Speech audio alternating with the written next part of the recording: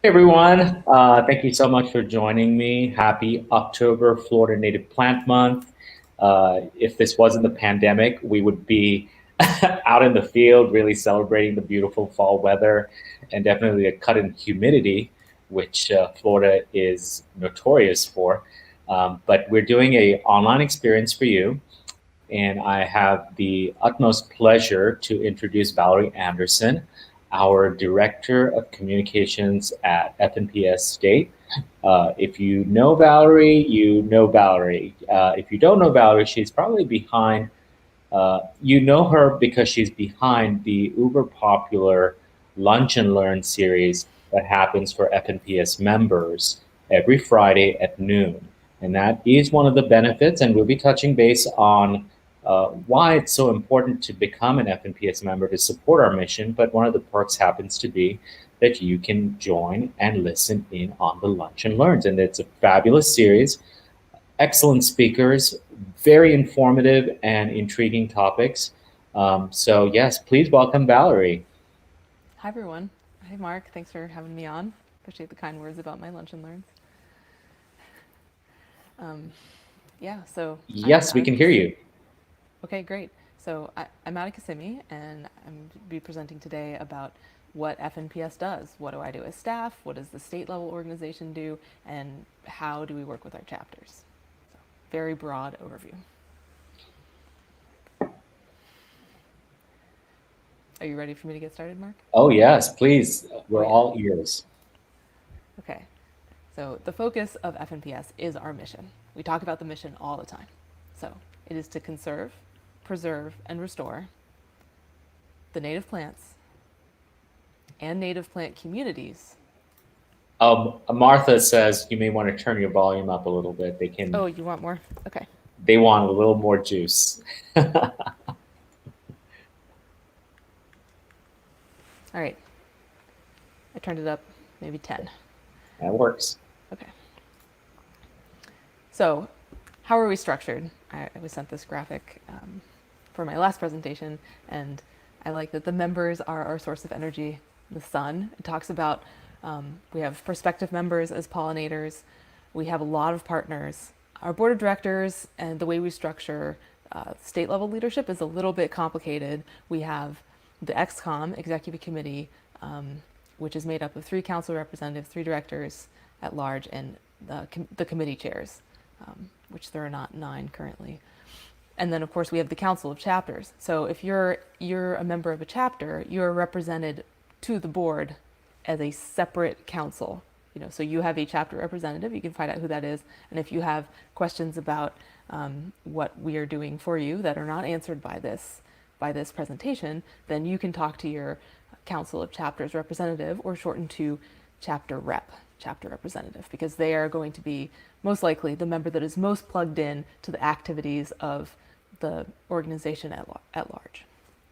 And so some examples of our partners include land management agencies, large landowners, St. Johns River Water Management District, South Florida Water Management District, Florida Fish and Wildlife Conservation Commission, the Florida Wildflower Foundation, Florida Association of Native Nurseries, also known as FAN, and then of course the nurseries that we work with, that our chapters work with, and that we work with for plant rescues and other activities, which I'll get into a bit later. And then our roots are our mission. So I have defined these areas of focus, which are loosely correlated with our standing committees that the board has. And how we carry out our mission are with our members, largely with our members. Our members are out in the community. There are way more members than there are board members of even chapters or the state level. And so the members are, I think, who does the most work in the organization. And then, of course, you have chapter board members. So, for example, Mark is a chapter board member of Couplet Fern. I am a chapter board member of Pine Lily chapter, but Mark is also on the state level board, so he's an FNPS board member. And then we work extensively with FNPS partners. So, for example, Lily Anderson Messick is our Tallahassee-based Torreya Keepers Coordinator. So Torreya is an endangered tree that lives in the Panhandle in these steep ravines, and we have an MOU with Atlanta Botanical Gardens. And so Lily works extensively with our partners at Atlanta Botanical Gardens. And then FNPS staff, for example, Lily, me, and Juliet Rainier.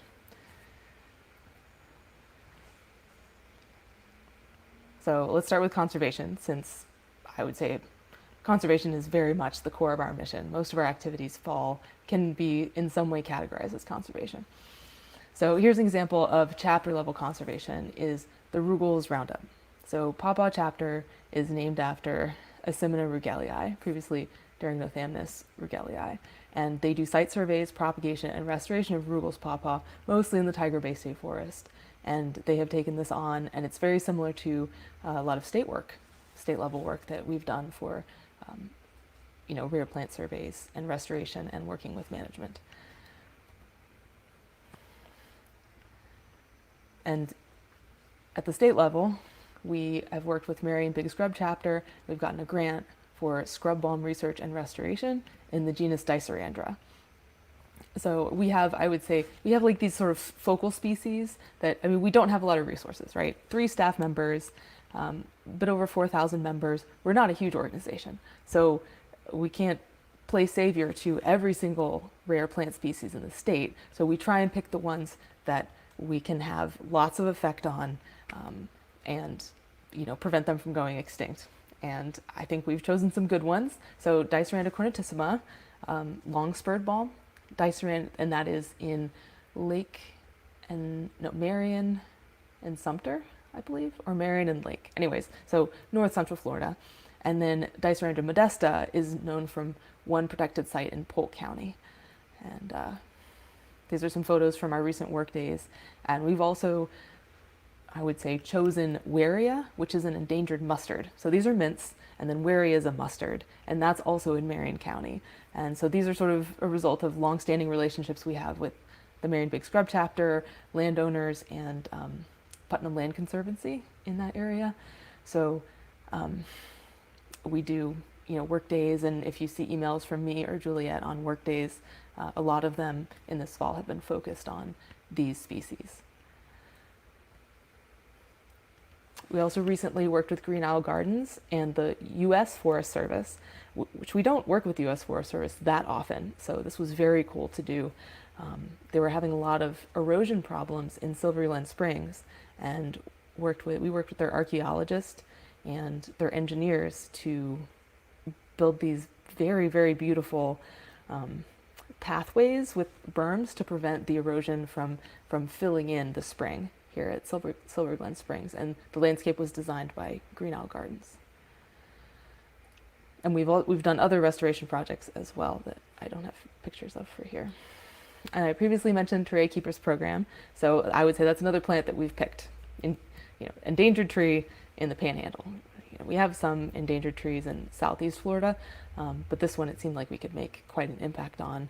And Terraria Keepers was a freestanding project, and we've been supporting it for a number of years, and so now we have staff with Terraria Keepers. So basically what we do is we have Lily, who's there on the right, and we send teams to look for Terraria on private land. So private landowners who give us permission, of course, and we keep all their information private. And because we believe that, I think scientists believe that most of the Terraria is not in protected areas. And so if we can find it and basically cage it from deer rub to prevent any more fungus, so it's threatened by a fungus. So we have to prevent the fungus from spreading in deer rub. And then also with Atlanta Botanical Garden, we're taking all sorts of measurements, and hopefully I will have a lunch and learn with Lily discussing everything that Terraria Keepers does here in the future. Oh, and also, we do outreach with the property owners. So we have a brochure and send letters to property owners that are likely to have Terraria on their property. And then we do plant rescues. We should be doing more plant rescues. There's a lot of plant rescues to be done, even outside of Central Florida. We focus on the Claremont area for plant rescues with tarflower, passionflower, and Lake Beautyberry chapters. So we have several large rescue sites in the Claremont area, and we have been rescuing and collecting seeds for many years.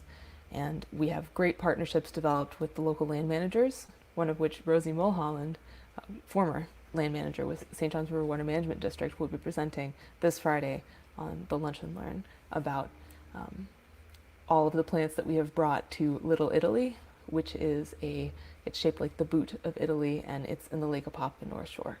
So we would love to help chapters, get their conservation committees up and running and do plant rescues themselves. We have quite a bit of expertise in this, and so we know it's a long-term cultivation, because you have to have a place. You can't just go in and take the plants. I mean, you can do that, but then where are you going to hold them? And are you going to restore them to a place that's the right ecosystem? And is that place protected forever? Is that place protected in perpetuity? So, if you start building these relationships with your park managers now, your local nurseries who might assist you. So, for example, we rely heavily on Green Owl Gardens to harden off our plants and to propagate seeds for us. Then your chapter will be in a better position to start running plant rescues when something comes up. And that's something we would very much like to help with. So our conservation committee is also engaged in a couple of other rare plants. We've picked a couple. So in the top left, that's an Etnaya Creek workday at Etnaya Creek State Forest, and there's a rare rosemary, Conradina etnaya, and that's a small mint. That's a photo of it on the right, and so we participate in the annual monitoring. And then the bottom left, that's Asclepias fei, which we attempted to get listed a couple years ago, but we didn't have quite the data that we needed to get it listed. And so Kara is taking this on as her thesis project, and that's Kara on the right doing a survey at I think that's Three Lakes. No, that's Triple N. How far along is Kara in her rare milkweed research for Asclepias fei? She has completely finished with the sites that she's going to survey. I think she wishes she had more sites, but I think the data crunching is occurring. Yeah, so hopefully we'll have some good results here and be able to maybe submit it again for listing in the next year. Great. Folks, if you ever see a phase milkweed in a natural site, please let us know. Kara will be very appreciative of it. It's a very delicate looking milkweed. So yes, the picture at the bottom left doesn't do it much justice, but it's quite pretty in person. That's right. It is gorgeous and small, and it smells faintly of grape. Great. Okay. If you can get your nose up in the flowers. David Bottomley writes, please address the use of herbicides in waterways, example, Kissimmee River, Okawaha River, and perhaps mechanical harvesters would be better. So my suggestion to you, David, is to get in touch with the South Florida Water Management District. If you have particular citizen feedback, they'd be very appreciative of it. As far as Martha, she writes, where are we likely to find it? So I assume that Martha is replying back to the phase milkweed that we were just discussing. So where exactly, what is its habitat? If you can. It is a scrubby flatwoods and scrub, and occasionally scrubby sandhill specialist. So, you'll find it in scrubby flatwoods. So really high quality scrubby flatwoods, as one might find on Triple N, Bull Creek, in Osceola County, Split Oak Forest. That's the largest population that has been documented ever. Yes. The one in Split Oak. So it was a field of flags. It was so fun. And I love this picture that you just pulled up, Valerie. It shows how big of a family we are. We come from all different walks of life. And it's just so cool that people from all across the state can just find something in common and just talk hours on end about plants. So if you are a plant enthusiast, come discover the niche of FNPS, native plants, and why they're so critical for our biodiversity, our local ecosystems. Many of you may not know this, but Florida ranks 6th highest in its plant biodiversity in all the states. So we are a very special state in itself. It's the only state that bridges temperate climates to tropical ones that are found further south of us. So it's really special, and there's some really fun people in this photograph. Valerie, do you want to kind of name a few in there? Yeah, so far left is Todd Angel. He's our conservation chair, doing a lot, leading most of our conservation work. We were just on a Waria survey at the Waria Tract. There's Kara. And then Deborah Curry is the president of the Marion Big Scrub chapter, very active in our Waria area project as well as our Dicerandra monitoring. That's David Martin, who's a new board member as of last year. Um, I do not know her name. I think it's Andy, isn't it? From Naples chapter? Oh, okay. And maybe Andy. Maybe Andy. So they've And traveled far and wide. They're- they come from all parts of the state. And there we have, I, goodness, what's the Richard Brownscombe oh, from, that is Richard. Yes. from Palm Beach County chapter. And then Yes. we have our friends from, I think, Dade chapter, Dr. Ann Cox, Marjorie Shropshire, and in the white baseball cap at the very back is our own Valerie. C'est moi. Uh, Yes. so yes, we are a family. We've known, it's so cool because we're longstanding members. So we kind of we just hang out. We can talk about plants all day, and it's a really fun experience out in just celebrating nature. Just love it. Yes, so this represents sort of our participation in the state level rare plant issues. So keeping track of, we have a whole list of plants that, Excel spreadsheet of plants that, we don't have very much information on, and trying to figure out which ones we need to find more information on quickly, and which ones are threatened and nobody has monitored certain populations. And so this represents our involvement in sort of the regulatory aspect and keeping track of the state's rare plants. It's very fun, and these are pretty easy to get involved with. So if you're really interested in rare plants, send me an email and I'll see if I can get you plugged in. So in addition to all of the above, our conservation committee also gives out grants. So we have endowment funded annual grants up to $5,000 for 1 year. And one of last year's recipients is Martha Pissarro, who gave us a lunch and learn on her Save the Bromeliads conservation project. So she's based in Brevard County, and she's trying to prevent the Mexican bromeliad weevil from decimating the giant air plant. And that was fascinating lunch and learn that I did over GoToMeeting, and so that's finally edited and up, and you can find that link on the members only Facebook group. And then policy. I'm a big fan of policy. A lot of government funding and government policy action determines what happens to our native plants and native plant communities of Florida. As nonprofit organizations and even private landowners, we don't control that much in terms of funding and in terms of land. And so the state and its policy controls a lot of it. So one of our initiatives is opposing the M-Course projects, which are the 3 new toll roads. And we're members of the No Roads to Ruin Coalition. You can check the blog for Gene Kelly's amazing, most recent article on having a no-build option. We also support local chapters' issue advocacy with logistics and moral support, writing letters, or just showing up in case you need Gene to show up. And then our chapters do things, without my assistance or without Gene's assistance. For example, Broward chapter they noticed that these natural lands that weren't supposed to be sold off were on the shopping block for getting sold off around the executive airport, Fort Lauderdale Executive Airport. And they were all green. They made the paper. It was fantastic. Very proud of them.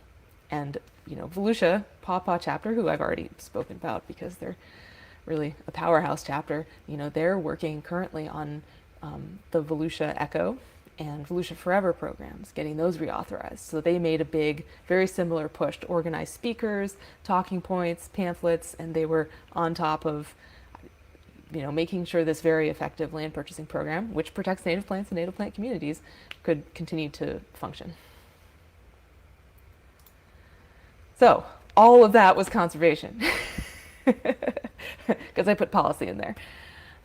Let's take a brief break. We actually have a guest. It's my pleasure. I'm just going to add her into the stream. It's my pleasure to have Tina McIntyre join us.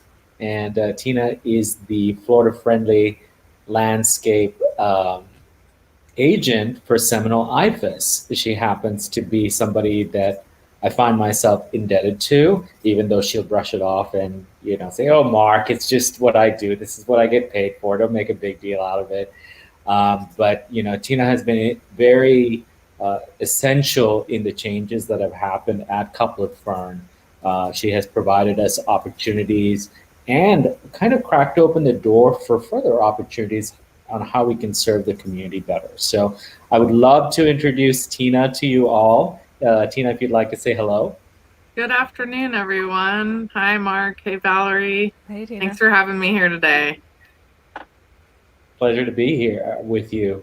Tina, did you have any questions for Valerie while we have her? Just core basics of all the aspects that FNPS does. I'm sure that we saw from this list right here is conservation, land management, research, education, landscaping, and then all the fun stuff that people can get behind as far as becoming just a member to support Florida Native Plant Society. Do you have any questions or comments regarding these things? Not particularly. It is just quite fascinating, all the stuff that you guys do. I guess, do you have, I know typically the counties are associated with those chapters. So do you have a chapter in every county, or are there specific areas of the state you're still looking to grow towards, or what does it look like statewide? Yes, so I think you guys can see my screen? Yes, we can. Okay, Yeah. so here's the map of our chapters. So we originated so our first chapter was Tarflower chapter in Orlando, and we have a pretty good presence along the coasts. But like, say, for example, Highlands County, Hardee County, DeSoto County. We do have Pasco. Pretty light here, sort of in the center of the state. No Clay County. Ocala has a good chapter. We have Jacksonville covered, but say like Lake City. We have Sparkleberry here in Branford. And then, of course, the Paynes Prairie chapter in Alachua County is very strong. And then, not a lot in the Panhandle until you get to Tallahassee, and where you have Sarracenia and Magnolia. Right. And what I can add on to what Valerie is saying is some of our chapters, because they're spaced apart and there's not a single chapter in every single county, some chapters, like Sparkleberry chapter, will service 3 counties, and they will have a regional meeting in a particular venue that is easy for every member within that chapter to commute to. Another good example is Sarracenia chapter. I believe they service 3 different counties as well. And it's cool to see that every chapter has its own style. The urban chapters, they're very focused on,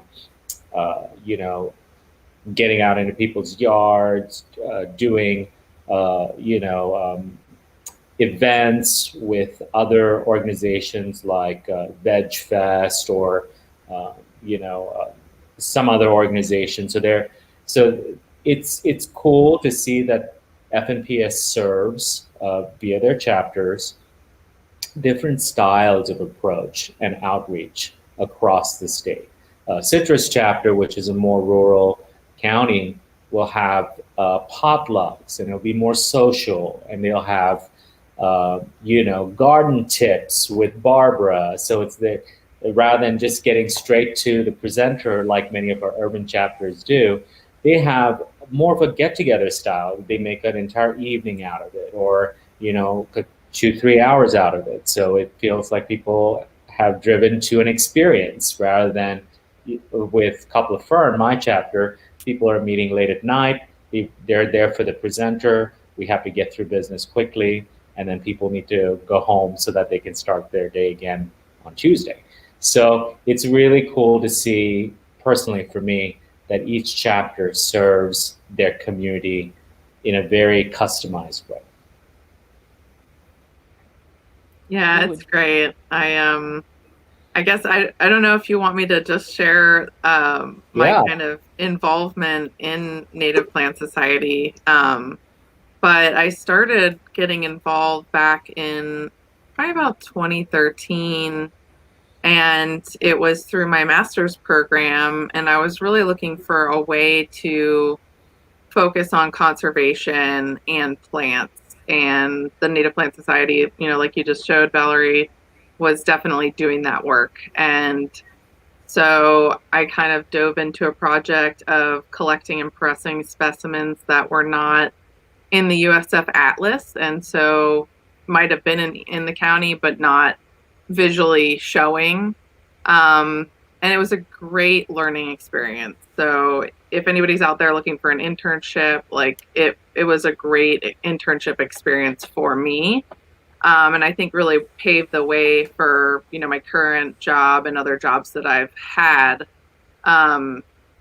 And so that was with the Tarflower chapter. I served on the board, kind of getting people out in the field trips. And that was just super fun to go to random places and learn about the ecology and the plants,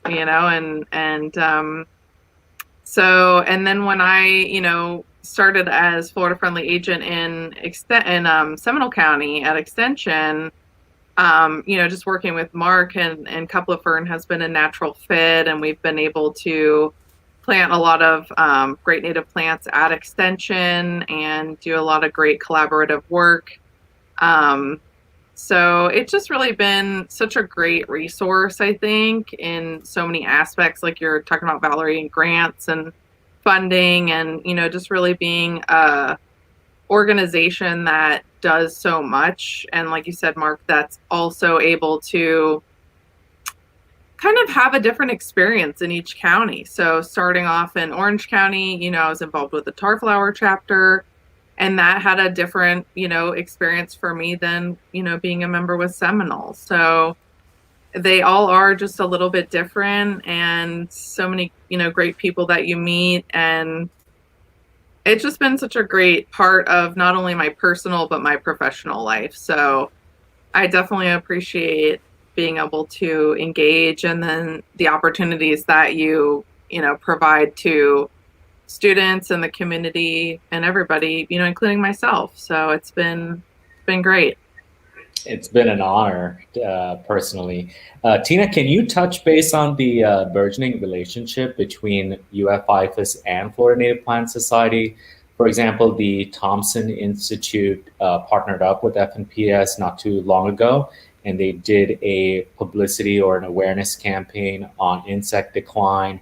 I know so many of our UF agents are very interested in native plants because they're becoming more and more attuned to their importance. Can you talk a little bit about that relationship as a UF agent? Yeah, so I think that I actually just went to the Outside Summit, I guess it was just a couple days ago, where it was a really big focus on landscaping. And there's a really lot of traction around native plants usage in landscaping. And so I think,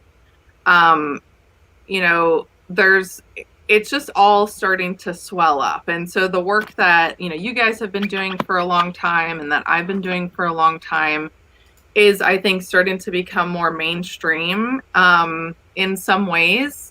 So, for example, I was just attending the Florida State Horticultural Society annual conference, virtually, of course, which is a part of the American Society for Horticulture. And our keynote speaker was Dr. Sandra Wilson, and she researches almost exclusively native plants. And she looks at different, species and all kinds of stuff. She specializes in looking at varieties that are created for horticultural industry, ornamental horticulture, that, looking at, are they going to become invasive? What's the probabilities here? Making sure to protect our native landscapes from that. And then looking at other native plant trials and stuff. And so I think to have a keynote speaker like that at a horticulture conference that really does have research professionals, industry professionals that are used to talking tomatoes and citrus and ornamentals and things like that, where this year the keynote was a native researcher, and I've worked with her personally, and she's really just a great researcher, a great supporter of native plants. And so I think that this last week really has me thinking that maybe it is starting to become a little bit more appetizing to solve some of these larger scale problems. And so that's what we do at UF-IFAS Extension, is we want people to change their behaviors related to whatever it may be. It could be, youth education, it could be finances, nutrition. I specialize in landscaping and specifically water quality as it relates to our, landscaping and our, irrigation and conserving our water resources. So I think that people realize that native plants have a lot to offer in that equation as a solution to the problem. And they're looking for people who understand those species, who want to grow those species. And so I think that, and I hope that we're going to continue to see this infusion of native plants into our landscapes, into our industry, and into our homes. And, Native Plant Society is a great resource. If anybody out there is on the verge of saying, do I want to be a member? Do I not?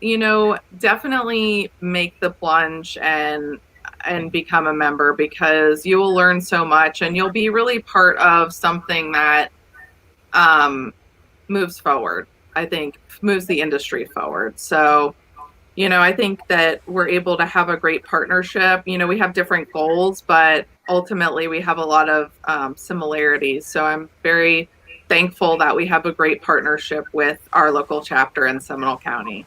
Thank you, Tina. Thank you so much for your time and consideration. I really appreciate your voice of support. It means a lot to me. Thank you. It's my pleasure. And thank you both. I hope you have a wonderful rest of your day. It was great to see you virtually. Yeah, and hopefully, again in person at some point. Sooner than later. Thanks, Tina. We'll talk to you soon. Bye for now. Excellent. Take care. Bye. So, Valerie, we have quite a few questions. We're going to add this screen back in here. Maybe you can float over to FNPS.org. Deb Duff was wondering, I was kind of under the impression we might actually learn something about native and non-native plants. And there is a great, this is a very deep question, Deb. So you'll be going down the rabbit hole with us for hours, days, months, years. So it's a wide topic. It's a very broad question. But in case you're interested, please go to FNPS.org, and there is a tab called Plants or Native Plants for your region. And Paul Redman, oh, there we go. Yeah, and it's right there. Yep, native plants. And you can scroll down, and there it is. It's a long list, but it breaks it down based on which county you're in now. So it gets uber specific. But if you're asking a botanist or an ecologist, that's not specific enough. But for common lay people like you and I, that is specific enough. And it will tell you what plants can grow, what native plants are. And it also has helpful resources on where you can get them. So yeah, so Valerie's showing sunshade, wet, dry conditions. This is a major upgrade from our previous website, and it really breaks this down even further. Matter of fact, this particular tab or section of FNPS.org is the most trafficked resource consistently. There are hundreds upon hundreds of people that access this resource on a daily basis. So, Deb, I hope that answers your question. We have another question from David Bottomley, and this one is for you, Valerie. Maybe you can address this one. Does FNPS partner with FDOT? I believe FDOT is trying to get away from the ugly retention ponds to make more sustainable ponds. Yes, we have some relationship with FDOT. We would really like a much stronger, more influential relationship with DOT than we currently have right now. But we have worked with them, and we do meet with them, and they are incorporating natives to some extent in some of their new roads, and they are notifying us of rare plants in the paths of roads or in road widenings, and we are coordinating plant rescues on that basis. Mm-hmm. Mm-hmm. And we are also in a collaboration with another wonderful organization called the Florida Wildflower Foundation. And the Wildflower Foundation does work on roadside wildflowers with the FDOT. So that's something I think, David, I know who you are, so I think you may already know about this collaboration. But yes, there are several nonprofits that are working with FDOT. David writes, and I think this is referencing to Deb Duff's question for our audience. My first meeting, I thought I was drinking from a fire hose with a deluge of information. Yes, it can be quite overwhelming all at once. So take it one step at a time. But Florida is so varied and there's so much to be admired. But yes, please start your journey with FNPS, become a member today. The easiest way is on the website that Valerie has up on the screen. Go to fnps.org/join. And Rory T writes, can Deb also watch the fine lunch and learns on the web? And that is definitely a perk of becoming a member. I have posted a link for the Facebook group where you can get notifications. And then you also get direct notifications in your email for the upcoming lunch and learn. So you get it via many different aspects, via email, via social media, but it is it's a perk of being a member. So please consider supporting FNPS through membership. Yes, and that lunch and learn email that I send out once a week, usually on Mondays, includes links to all past lunch and learns. And say, for example, if I did a live stream and then I edit it down, if there are any tech issues or because I have that long pause in the beginning while I let people know that we're streaming, then I update that link so it's the edited version that is in that email once a week. Well, I think we have Paul on the line. Would you mind if we get Paul on this live stream to see if he can navigate fnps.org with us for our viewers? I love Paul. Paul, are you there? We can't hear you. Oh, hey, Paul. I am coming in now. Yay! Hi. So happy to have you. Paul, I think you can share your screen. Here. Oh, I see. All right. I'm new to this platform. So for those of you who don't know, Paul is one of the web developers for FNPS.org. FNPS.org has had a massive facelift, upgrade, changes into its look and feel. Many of our members will probably benefit from viewing this particular live stream to see where the newer content is being placed nowadays. So Paul, if you'd like to take it over. Okay, well, this is the new website that is almost entirely the work of Shirley Denton. And so she is not available today. She's away from the internet, so we're showing it for you. So I'm going to go through a few things that will show you. It's a typical website. We've got a menu at the top. And one of the things that we want to point out is the join and support button here. And you can go to the membership info and you will get all the benefits of membership and the different due structures that are available. And then you can continue on by clicking on the one that is appropriate to your situation. And that will take you through the join process. You should not use current members should not use this for renewals right now. The best way to renew is to use the link in your email that you will receive shortly before your membership runs out. Either that or contact the administrative offices at info@fnps.org. And then the next thing we'll show you who we are. We've got the mission there, but we can go to contacts, and that will show you all of the pertinent contact information. Our administrative office, their phone number and email, where you will probably talk to Emma, and our executive director, Juliet, and Valerie there. And those are email links will work. And then you can see who the board of directors is at the current time and our council of chapters representatives for each chapter. And then this is probably the meat of FNPS, what we do. We have the different items like preservation here, and a little bit slow loading with the sharing meeting. So we have featured projects.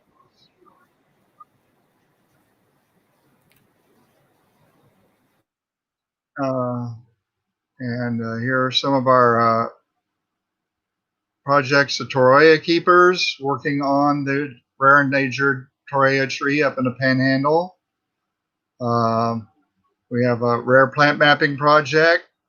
There happen to mention our Pawpaw, which is the chapter I'm in, does the Google's Pawpaw surveys every year. The Waria land management reviews, and then the Waria Conservation and Land Acquisition Project, which is a big thing that the FNPS has been involved in. So that's a lot of activities. Going to conservation and a number of these, you'll see there's a tab to volunteer. And a lot of these conservation projects overlap our preservation projects. We've been, for instance, the Putnam Land Conservancy, a partner. They're working on preserving plants and documenting. Our resources tab is another very useful. We've got books that you could find interesting, butterflies and pollinators, ecosystems, plant communities, and most of these are links to through Amazon, where FNPS will get a little bit put in their coffers when you buy a book through this website. Also in the resources, we've got select articles from the Palmetto, the Journal of the Florida Native Plant Society. The current Palmetto is only available to members, so if you want to read the current Palmettos, you will need to join. But select articles, past articles can be found. You can put in a subject or, let's see. Let's just see what we come up with on this one. Nothing found on that one, but I'll bet I'll come up with something on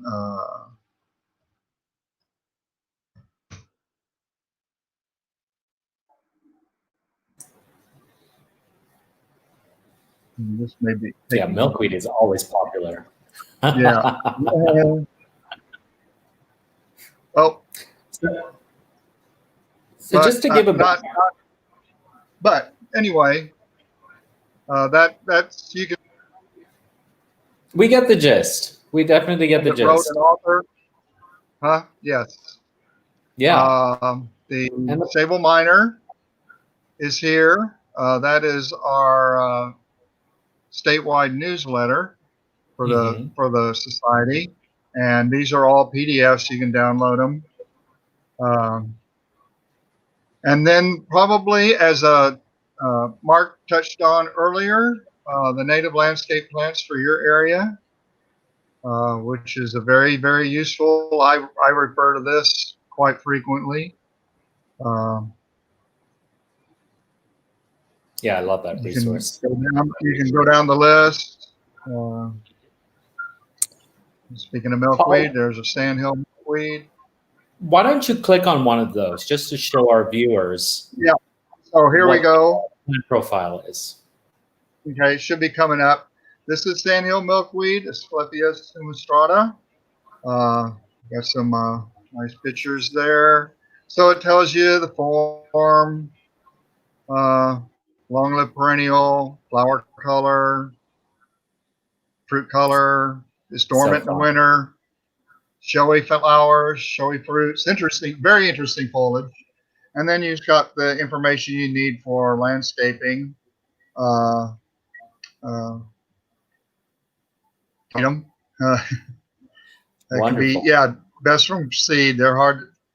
Milkweeds in general are hard to transplant. What it wants, sand, pH, all that good stuff. And then your zones where it's natural range and then suitable to grow in. So that's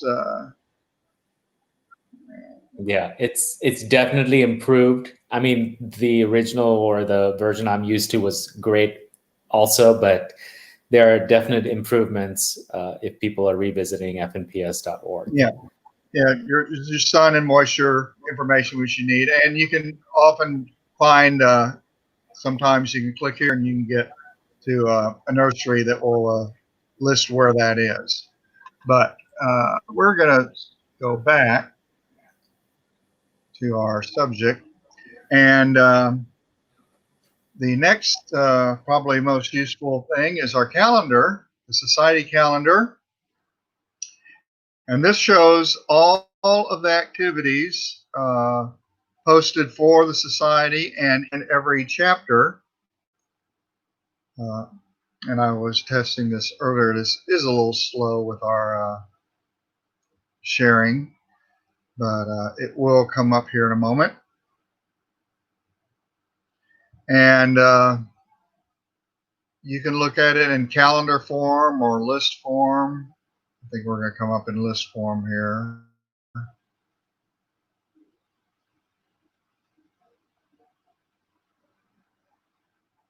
And I think Mark wanted the conference mentioned. The current conference site, there's which is the other. I won't click on that. Is the other events item.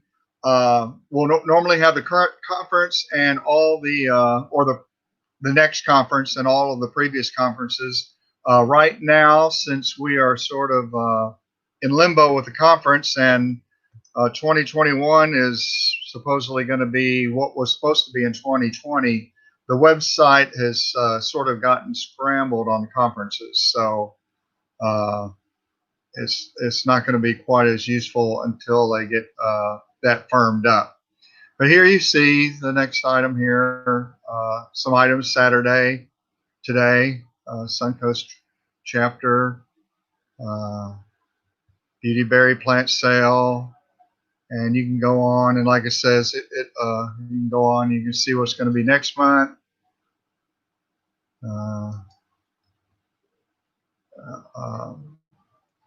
And you can also go down and look at a particular chapter using the filter.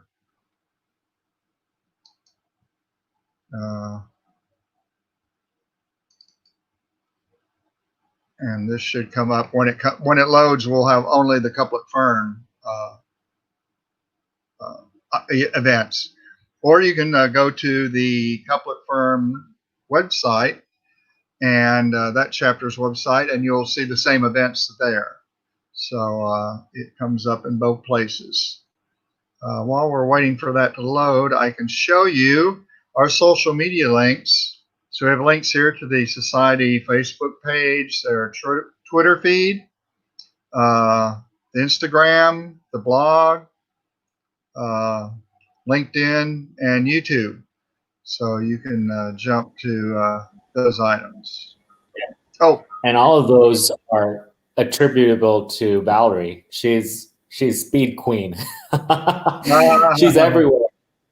She's everywhere. I personally attribute Valerie's alacrity, just cheerful readiness, and just getting the information and content out to the growth, especially that I see on Facebook. We're at 30,000 followers, if not more at this point. And much of that has happened, much of those gains, substantial gains, has happened during Valerie's time as Director of Communications. And for those people who are chapter operatives, active chapter workers and volunteers, all of the chapter information that used to be at FNPS.org is now at FNPSmembers.org, and that's where the chapters would use their chapter login. So that is no longer done at the main website. That's a separate entity. And speaking of chapters, we should go here, and you can find any chapter. There's a map, and as that loads, when it loads, and then there's a list of all the chapters, alphabetical list that has links to their website, their phone numbers, usually mailing address, their meeting schedule, and meeting place. Right. And there will be a map here. There's a map, and it'll pop up. Wonderful. So Well, Mark, go ahead. Thank you so much. I mean, you touched on some aspects that we did not navigate before you popped in, but this is wonderful. Yes, so excited for all the things that Shirley in particular has done, but you're part of the communications team, so some of the congratulations should also go to you. So thank you so much for your time. Thank you. We're so excited to see what's next on FNPS.org. Thank you, Paul. All righty. Thank you. Bye-bye. All right. Good seeing you. We'll talk to you soon. And Valerie, guess what? I have a Couple Firm member. We have another guest. So let's bring her in. Let me introduce one of our directors at large. Her name is Jennifer Hopton Villalobos. Jennifer, so what Tina had actually asked initially was, does every county have a chapter? Well, Couple Firm kind of bleeds into areas that are not serviced readily by another chapter. So Jennifer happens to be in West Volusia. So it's a longer drive for her to get out to Paw Paw chapter than it is to just come down to Couple Firm. So she happens to be a Couple Firm member. And similarly, we have another instance where somebody's living right on the edge of the county line between Seminole and Brevard, and she happens to be a Couple Firm member as well. So it's my great honor to have Jennifer here. She is a native plant advocate well before she became an FNPS member. She is a resident of a city known as Lake Helen, eponymously named after Lake Helen Lake, which has gone through many different stages. She is very focused on native plant restoration there. So please welcome Jennifer. Hi. Jennifer, do you have any questions for Valerie while we have her?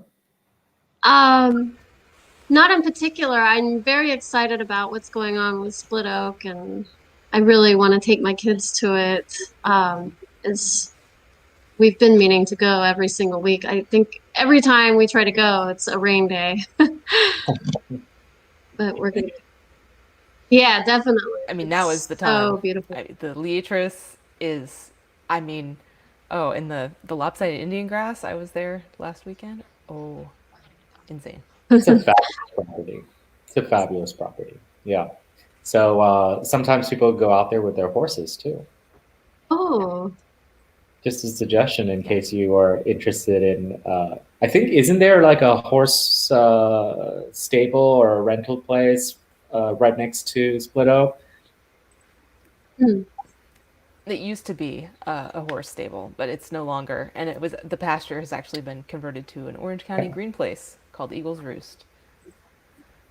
Yeah, but and it used to be that you couldn't go, Mhm. but on the weekends with your horse. But now you can go any day you like. Suggestion there. I don't know, Jennifer, if you have the connections, but yeah, it's a nice place to take the horses for a ride.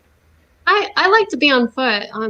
I like to get up and close to the plants, stop and look at Well, things. you found the right family. FNPS is all about that. We have a running joke within the FNPS family is that we can't get past the parking lot because we start botanizing right then and there. Yeah, my family doesn't love hiking with me always. Yesterday we went out on a hike and my two big kids abandoned me. Well, awesome. Jennifer, do you want to talk about your experiences with Couplet Fern? Has that improved your native plant understanding? I know you do a lot of restoration work out at Lake Helen, but you also have a native plant meadow, and you do so much work, awesome work on social media for us. Can you impart some of that information and share it with us? Yeah, I'm all over the place. I have learned a lot. It's kind of interesting. I'm kind of using the social media to share things that I'm learning. So if I take a photo of something, I'll research it and then share the stuff I've researched or anything that inspires me. So it's a convenient way to back up the knowledge that I'm gaining. Yeah, for sure. Have you learned more about native plants while being with FNPS? Absolutely. I really like the resources available on the web page. I've used it to figure out what's local to the area and to identify places to purchase native plants. That's been great for me because I was really struggling to figure out where to get native plants, and so now I've really took on my backyard to turn it into that prairie, and That's awesome. yeah, and That's I've awesome. and also for the lake restoration, um, I've used the different resources to um, provide plants there. Yeah. I have a key question, and I think Valerie will probably back me up on this. Nowadays, we're noticing that native plants are becoming more and more mainstream. So people that are not necessarily Florida Native Plant Society members are becoming very informed on their local native plants. Um, you happen to be a newer member of FNPS. Do you still feel that we need a society like this that serves across the state to further the native plant mission? Does that work synergistically with the social learning that is happening primarily on Facebook as well as Instagram? I think it's really important to have something like this because people need a connection with other people who have a like-minded idea, and I think it's great that we get to That's have. good. I know right now it's kind of tricky because of COVID, but having those field trips and opportunities to participate in restoration and just a family where you can know what's going on and advocate for the things that you're passionate about pertaining to native plants and conserving Florida. Um, You said it beautifully. You said it's it beautifully. Yeah. Kind of it's getting goosebumps right now. That was great. all of those things are the things that I wanted to do and didn't know how to do, and it's conveniently placed in this one organization. So it's meeting my passions. Yeah, thank you. Thank you. Valerie, do you have any questions for a newcomer like Jennifer? Is there anything that you would like to share with Jennifer? Any So thoughts? yeah, so I mean, I would say before I started the Lunch and Learns, I just didn't have that much connection with individual members really, or I wasn't learning people's names very quickly, and I heard a lot from, especially before I started, that oh, we have a state organization. What do they do for us? And so, I mean, now I feel like I have a bit more connection with members, but I was wondering what your experience is like interacting with, well, like somebody like me, or knowing that Juliet exists, or knowing that we have these projects. What is that like for you? For me, it's like I want to do everything, and I'm only one person, so it's difficult to prioritize what to do. I think it's great to know that you're out there, and I'm really inspired by the work that you do. I want to be able to help with it as much as I can, and I think I'm hoping that more people will be inspired to, take on these roles also, just because there's so much out there that could be done. Um, and we're all just individuals trying to do the best we can. So it's been great to find this organization and see what you've done, because now I know that this is something that I could do, or at least, help. Yeah, I think that's something about FNPS. I mean, that really drew me to FNPS, is that it's not just social, or it's not just about gardening. I mean, that's very small. Is that we all share exactly the same goals for conservation land and native plant communities. We want to know what they should look like and what plants they have in them, and how to make sure we can still look at them. And we want to share our love for all aspects of native plants and native plant communities with everyone. We want people to see what we see, and we want them Right. to value Exactly. Exactly. Yeah, when you see those places that haven't been altered, and you realize that's what it should be, and you want to protect that and try to turn things back around and turn it back into that if possible. And it's really important to keep what is intact and expand beyond that.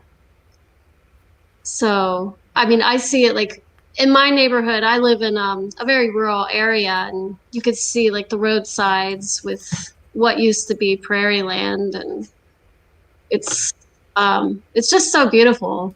And I want other people to see that also, because sometimes, they think mowing it is what they should do, but when those grasses are in seed and the wildflowers are blooming together, it's such an amazing sight. And there's turkeys and quail, and it's supporting all these different animals. Yeah. You're muted, Mark. I said I fully agree. Thank you so much, Jennifer, for all you do for your community as a community environmental activist. And it's been a personal delight to see you grow and find your own journey, your own voice within Florida Native Plant Society. And can't wait to see greater things from you. I just know that they are out there in the future. So thank you so much. Thank you. All right. We'll talk to you soon. Bye for now. Okay, great. Bye. Jennifer. And it's so funny, we already have another guest. So let me introduce him too. Where we go. Hey, Rory, how are you? Hello, Mark. Hi, Valerie. Hello, everyone. Hi, So Rory. Rory Trumbore is a long-standing member of Couple Fern and Florida Native Plant Society. His pride and joy is his native plant garden. So he's been actually featured on the Orlando Sentinel. Matter of fact, I had to dig it out from the archive and save it because it's now conveniently found on YouTube as well. Rory is, we call him our class comedian. If you ever need comic relief, we always turn to Rory to keep it lighthearted and keep it going. So Rory, may I introduce you to Valerie? Do you have any questions for Valerie at this point, our Director of Communications, or is there anything that you'd like to share with us? Just congratulations on the good, like I said before on the text, the lunch and learns have been very helpful. I've got swamp milkweeds growing, and they're easy to transplant because they're shallow rooted and anything. I own a wetland. I'm on a wetland, and I guarantee you, if you want to have some fun, live on a wetland because it's easy to plant things. They don't die very often. They get plenty of moisture. But I stumbled on the sandhill milkweed a couple of years ago. Didn't even know what I was looking at, and now from the lunch and learns, I've learned more about it. I know I need to go out and find that plant, sneak a couple of seeds into my chest pocket, and see if I can get it started and grow it on my hillside because they'll never transplant it. So that's a lot to learn from those lunch and learns. The other thing I like about the society meetings, whenever we get back to doing them, is seeing other people with dirt under their fingernails that can explain things to you about a plant you have a question about, and maybe bringing a plant in that you're propagating and see if you can't pass it off on somebody to try in their space. Absolutely. So Valerie, what would you like to share with a long-standing member like Rory? I believe Rory has been a member longer than I've been around. So what would you like to share with Rory on the latest and greatest with FNPS? What's on the horizon, and what a member like him can look forward to? Well, I mean, first, I just want to thank Rory thank you for being a member for so long. And, I know that especially when the society was smaller, it seemed more niche. Native plants were really niche, and we're in kind of a different place now. And I mean, I really appreciate that. Just the persistence, that really means a lot to me. And I know a lot of people, similarly situated people to me. Because we wouldn't be able to hire staff or, have quite such a robust organization if it weren't for longstanding members. And he's a big fan of your lunch and learns. So Thank you. yeah, I think he's in regular attendance. Rory, have you ever missed a lunch and learn? Oh yeah. Oh, I'm good at missing things. Yeah. Yeah, I have. You get busy, you get wrapped up, you forget the time. Missed a space launch this morning. Said, oh darn, missed it. Usually walk out the front yard. Well, thankfully for us, for members, the Lunch and Learn is accessible on their YouTube channel, in their YouTube library. So you can always access them. I was speaking to Valerie before the live stream started. I actually hear it in the background. So if I'm cooking or driving, I just play that in the background. So Yeah, and I'm hoping to improve the audio quality further. So currently the FNPS laptop I purchased I didn't purchase. I asked FNPS to purchase based on the need for video editing, not necessarily for being a quiet machine for me to record my own audio. So I'm going to build a little studio in sort of a DIY studio here, so it'll be much quieter. There won't be any background noise on my end, and then improving the audio for my presenters, or maybe going to them when possible. The conference we're working on doing online this year, unfortunately, we don't feel confident that it will be totally safe to gather 400 native plant folks in May. But so we're hoping to make the program not be an overwhelming amount of Zoom, not so you have to sit at the computer very long, but hopefully still engaging. I've been asked by Craig Hugel to do like a publicly accessible lunch and learn that might be more focused on more interest to the general public. So I'm going to be working on that, and then I'm working with Gene Kelly on a series of sea level rise demonstration videos. And so yeah, it's mostly video stuff coming up. The Sable Miner now has a little etc. section where I'm sort of keeping track of members' accomplishments and chapter accomplishments. They're just like sort of one-liners. Yeah, lots of videos. I'm getting faster at editing, so there's going to be older content coming out, like stuff that I filmed in the past 2 years since I've been working. And so lots of field trips. We had a whole fantastic field trip to the citrus track that I haven't edited yet. Stuff from Little Italy, like Popka, our restoration sites, our rescue sites. So lot more video content in the future. Wonderful. And I can't thank you enough. I think you test ran the uh, audio recordings from the conference last year. That was super helpful. Yes, those should be more. I have more of them to Wow. do. Yeah, so those, Wonderful. hopefully I'm trying to get those done before the conference this year. Although the lunch and learns are, going back and editing those, or I'm going to try and get it all done before the conference. I have no doubt. Rory, any parting words for Valerie?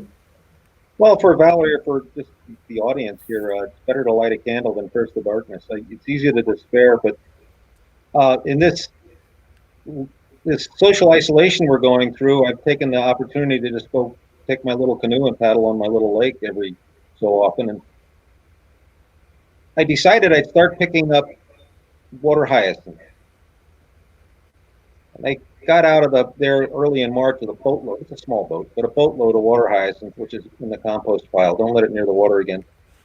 And I've been every month going out and finding only very little water hyacinth. Now, Florida Wildlife Commission has a statistic that says water hyacinth doubles every 2 weeks. So every one of those plants that I picked up at the beginning of this half a year now could be 4,000 plants today.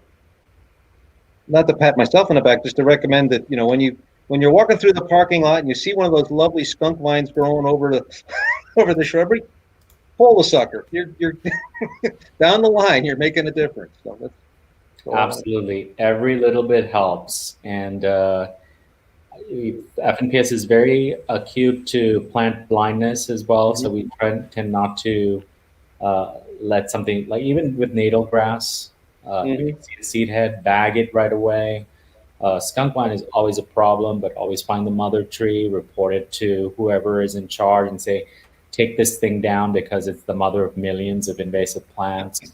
So yeah, I think what you're trying to impart to the viewers is, even during isolation, you can still be productive and make a positive impact on your local environment. And that's a very powerful message. Thank you.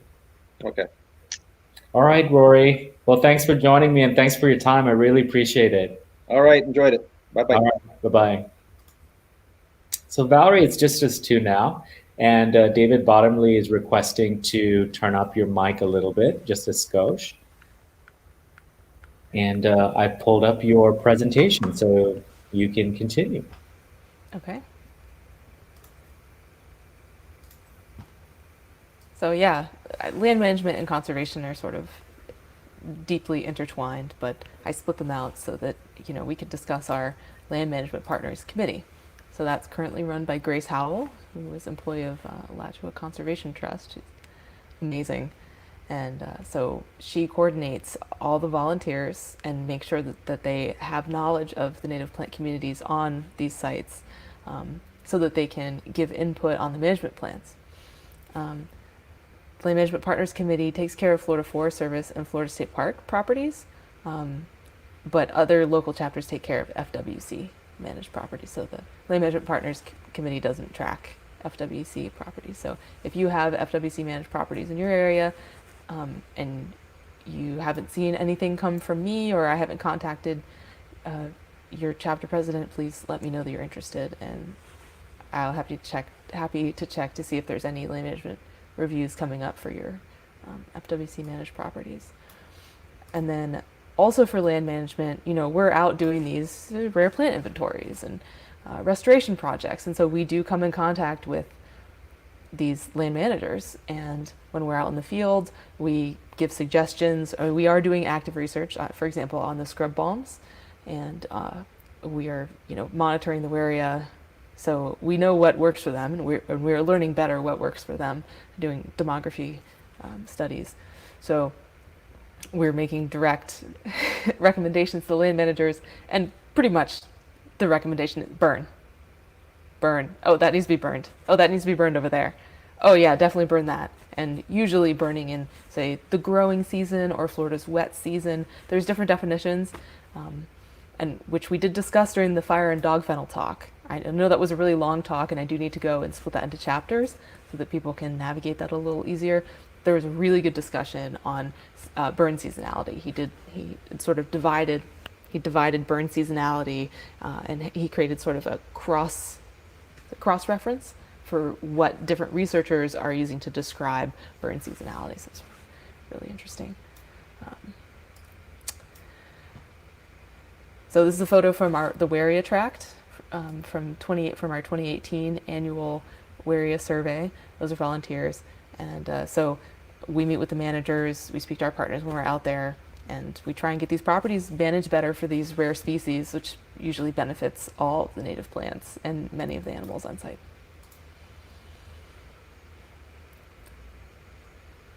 So research, sort of, the scientists do the research, and scientists can be members, they can be chapter board members. We have a science committee that's chaired by Paul Schmalzer, who has done some really cool research on historical ecology in the Space Coast. And one of the research, well, the ethnobotany grant isn't purely research if you're studying anything to do with ethnobotany. So this, for example, is a heritage garden. So I featured, I don't remember his name, on Lunch and Learn about they received a grant. And so it wasn't a research project, but we do fund research projects with the ethnobotany grant. And we don't get very many submissions for the ethnobotany grant every year. So if you have any interest in studying ethnobotany, or you're working on something that has to do with ethnobotany, please consider applying for our grant. Details are available at FNPS.org. And then here are the very specific research grants. There's Paul. Presenting in 2017 at the annual conference in, I believe that was River Ranch. And yes, it was. And so if you're interested, if you are doing native plant research, we usually give per year 2 to 3 $1.5 grand research grants, which is supported by our endowment fund. And chapters can support the research grants. So for example, we only have that much money coming out of our endowment fund because it comes out of the interest. But if a chapter is very enthusiastic about research, they can donate, $1,000, $2,000, and then we can offer another award that year, which sometimes when we have a lot of submissions to the research grants, that's really helpful. So if you're a chapter and have a couple extra bucks in a year, consider supporting a research grant or an ethnobotany grant or a conservation grant. And these research grants are presented as posters or talks at the conference, and also featuring them on Lunch and Learns in the past and probably again in the future. So that's pretty much all of the research that we do. Now, education, I would say this is chapter. I mean, education happens at the chapter level. I mean, programming, we've had the conference every year for 40 years, except for this past year. But we only really have that one statewide educational effort, and that's the conference. And historically, it hasn't been incredibly high attended, a couple hundred people. So really, our chapters are reaching the majority of the people that FNPS is reaching with these chapter field trips, with chapter outreach, tabling at events, writing articles for the newspaper, with their own blogs, with their, for example, Ixia has a sign at Native Parks 1 and 2 in Jacksonville. Cocoloba chapter with their Cutting Horse Eco Center. They have interns. They are reaching so many people. So, and demonstration gardens. So Mark, your demonstration garden in Osceola County, the demonstration gardens at your IFAS center in Seminole County. I mean, these are reaching loads and loads of people, and staff could not reach this many people. So thank you. Thank you so much. We do have educational materials. So we have the statewide posters, which are now actually on sale. So because the pandemic happened, right? And we have so many people who were entering the contest and they can't go to their meetings and pick up a poster. So traditionally when people wanted a poster from us but couldn't get one, we would say, well, just go to your chapter meeting. But now there's no chapter meetings. Well, Villages is holding chapter meetings, but most chapters are not holding meetings. So I reformatted it so it's a big glossy poster, 18 by 24, and it's a little pricey in my opinion, but that's what Teespring prints it for us, and you can just buy one for your convenience. I can find a link and post it. And folks, while Valerie is finding that link, the landscape brochure is specific to a group of counties. So if you're in the Central Florida area, there's a Central Florida specific landscape brochure. It is very, very popular. It's so beautifully put together: sun, shade, wet, dry, what type of plant it looks like, what are the conditions, is it easy to grow? So it's a very condensed, specific list with easy to grow plants, and it has become very, very popular. Yeah, it's very helpful just to sort of see them all arranged. People really like it, so I'm glad we have that available finally for people to just order when they want it.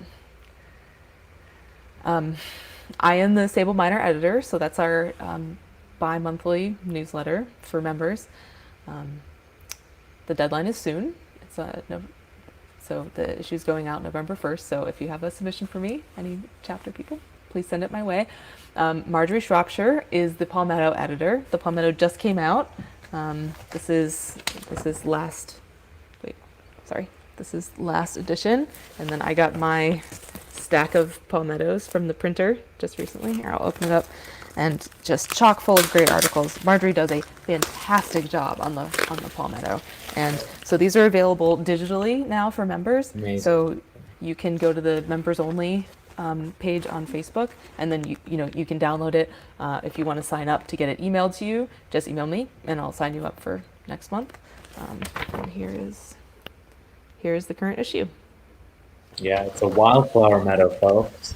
So in case you're interested in this very trendy style of gardening, a wildflower meadow, Palmetto Magazine has it covered. Yep. And then Wendy, our education chair, has been working on these beautiful bookmarks with original art from a local artist. We don't have very many to distribute, but they're gorgeous, and I'm hoping they do eventually make their way into general FNPS circulation, maybe the same way the poster is. Yeah, I love those too. Very excited. Wendy Pogue is the chair of the education committee. Recently, she has put together a mow less brochure, so the unimportance of mowing. And it's still in its final phases, it's still in a draft, but FNPS members should have that very soon. Yes, I got a proof recently, so and I did send it to somebody. Yeah, so, other than our brochures, our statewide programming, as I mentioned, has been the conference. So now this is expanded to Lunch and Learns. I've poached some speakers from the conference for the Lunch and Learns. And then internally, we have had these quarterly meetings and annual retreat for board members and council members. So if you're looking to connect with the society at large and to meet leadership, volunteering to be a council of chapters rep for your chapter or a backup is, for the society, it's really helpful if chapters have a representative at these meetings and that the chapter is plugged into what we're doing. And so to have a chapter rep and a backup or maybe a second is a really good idea. And you get to do these. I mean, this is a photo of us at the Wakulla Springs Lodge. We have a fantastic time. There's a field trip on Sunday. So, getting involved in FNPS can be a lot of work. There's a lot of, volunteer work that just has to get done when you're, a council of chapters rep or you're a chapter president, but there are perks, and these are one of them. And I do enjoy putting these on when I have been involved in the planning of these events. Not sure when they're going to start again. And then the last one is landscaping. We have a landscaping committee headed by Ron Blair, and it's pretty tight. It's just the committee. So obviously, chapters are promoting native landscaping with demonstration gardens and maybe yard tours, stuff like that. And the landscaping committee has awards every year. And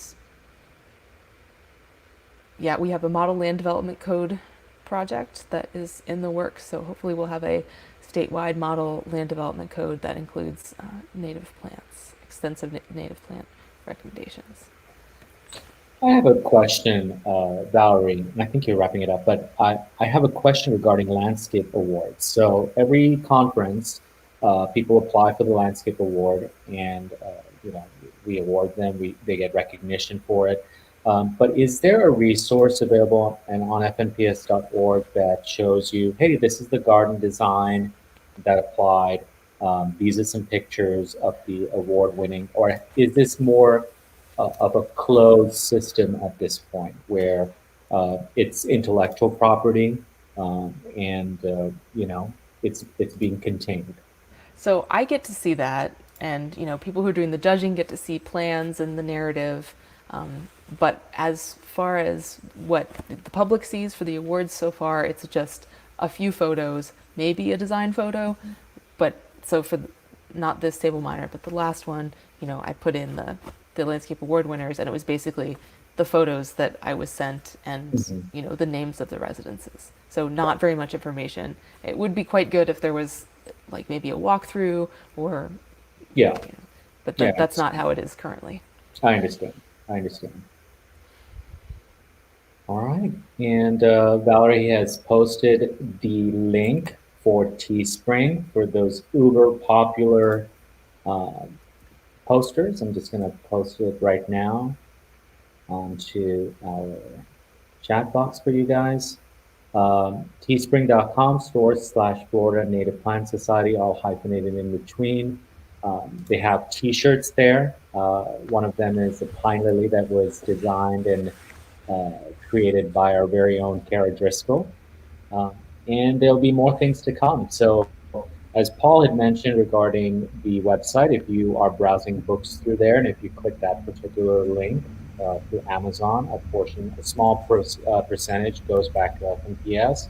And Teespring is another avenue where you can support FNPS through some of their merchandise. Yes, and just thank you, Mark, for having me on. Thank you, everyone who's already a member of FNPS.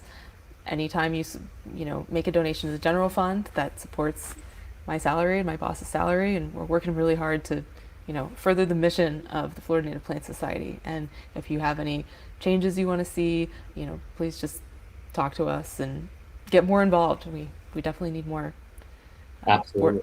board members, chapter reps. Yeah. Thank you. Yeah. Thank you so much, folks. If you have any further questions, now is a good time to comment away before we wrap things up. And yes, Valerie touched on a very important point: is if you are a plant lover, you really belong with FNPS, Florida Native Plant Society. We're a long-standing society. I believe we're in our 40th year at this point, and it's a family. It's a family. I can tell you from personal experience, I started out at a plant sale. So I saw Florida Native Plant Society at a plant sale, and I said, this is genius. You know, it's A, good for the environment, B, it's local, C, they're plants that everybody loves, and D, they're beautiful. So that was my earliest injection into FNPS. And it has evolved since then, and it's been a wonderful experience. I've got to know so many other people from so many different places around the state, from different walks of life. You don't have to be a botanist, you don't have to be a landscape architect, though we have many of those in our fold. You can just be a native plant enthusiast or a supporter of the environment. And it's simple as donating to fnps.org or joining and becoming a member. And if you are in our region, in our Seminole County region, or nearby in Seminole County, we'd love to have you. Simply go to fnps.org/join, and then you can see the selection of different chapters that are present. So thank you so much for your time, Valerie. I don't think there are any further questions, and this has been a wonderful, wonderful live stream celebrating October Native Plant Month. Thank you. Thank you for having me, Mark. Yeah, thank you. It was a pleasure. All right, folks, we'll see you next time. Thanks for joining us. Bye-bye.